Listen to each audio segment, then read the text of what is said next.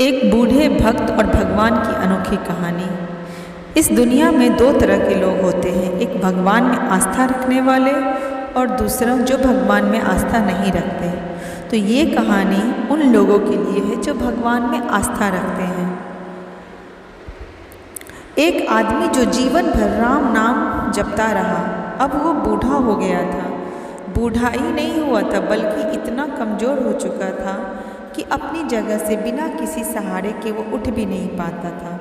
ऐसी स्थिति में भी उसने कभी राम नाम को अपने से अलग नहीं होने दिया। वो पूरा दिन मन में राम नाम लेता रहता। राम नाम की वजह से उसे अपने तकलीफ़ों को सहन करने की शक्ति मिलती थी। बूढ़ा हो चुके इस आदमी के दो बेटे थे जो उसे नित्य कर्म करने में मदद करते थे। शुरू में तो वो बिना कहे बूढ़े बाप की सहायता करते थे, फिर धीरे धीरे जब बाप खुद बुलाता तब आते। लेकिन जैसे जैसे वक्त बीतता गया वो 2-3 बार पुकारने के बाद भी मुश्किल से सुनते थे और कभी कभी तो रात में भी नहीं आते देखने। अब हालत ऐसी हो चली थी कि अक्सर बूढ़ा बिस्तर गंदा करने लगे थे और जब तक वह बेटों की सहायता नहीं मिलती ऐसे ही गंदे बिस्तर पर वो पड़ा रहता। बुढ़ापा बढ़ता जा रहा था, उसकी नज़रें कमज़ोर हो चुकी थी। इतनी बदहाली में भी उस आदमी ने राम नाम का साथ नहीं छोड़ा था। एक बार बूढ़े को नित्य कर्म करना था, तब उसने आवाज़ लगाई और अगले ही पल किसी ने उसका हाथ बड़ी कोमलता से पकड़ा और उसे नित्य कर्म करवाकर उसके बिस्तर पर लिटा दिया। अब ये रोज़ाना होने लगा। जब भी बूढ़ा आवाज़ देता अगले ही पल उसकी मदद के लिए कोई आता और उसे सारे काम कराकर वहाँ से चला जाता। नज़र तो कमज़ोर हो चुकी थी, देखकर बूढ़ा उसे पहचान नहीं पाता, लेकिन बूढ़ा जानता था कि यह उसके बेटे तो नहीं हो सकते, यह स्पर्श भी उनके बेटों का नहीं था।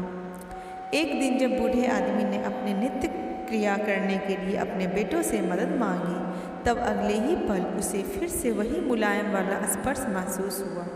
सारा काम खत्म करने के बाद बूढ़ा आदमी ने उस व्यक्ति का हाथ पकड़ लिया और उससे पूछा, सच सच बताओ, आखिर तुम हो कौन? तुम मेरे बेटे तो नहीं हो सकते। बूढ़े के सवाल के साथ उसके कमरे में बहुत तेज रोशनी हुई और प्रभु ने अपने दिव्य अवतार में वहाँ पे दर्शन दिए। किसी भी वस्तु को बड़ी मुश्किल से देख पाता वही बूढ़ा भगवान के दिव्य रूप को स्पष्ट रूप से देखने में समर्थ हो गया। जिस भगवान का नाम वो पूरा जीवन लेता रहा, उसे अपने पास पाकर बूढ़ा उनके चरणों में गिर पड़ा और बोला, भगवान मैं धन्य हो गया, आपने मुझे साक्षात दर्शन दिए, लेकिन भगवान मैं शर्मिंदा हूँ क्योंकि मैंने आपसे मेरे नित्य कर्म करवाए। भगवान ने कहा, मेरे लिए सारे काम एक जैसे हैं, अगर वह काम मुझे अपने भक्तों के लिए करना पड़े तो मुझे सभी कामों में खुशी मिलती है। बूढ़े ने हाथ जोड़ते हुए कहा भगवान से, लेकिन भगवान आप यह सब करने के बजाय मुझे मुक्त क्यों नहीं कर देते? क्या आपके दर्शन मात्र में मेरी मुक्ति संभव नहीं है?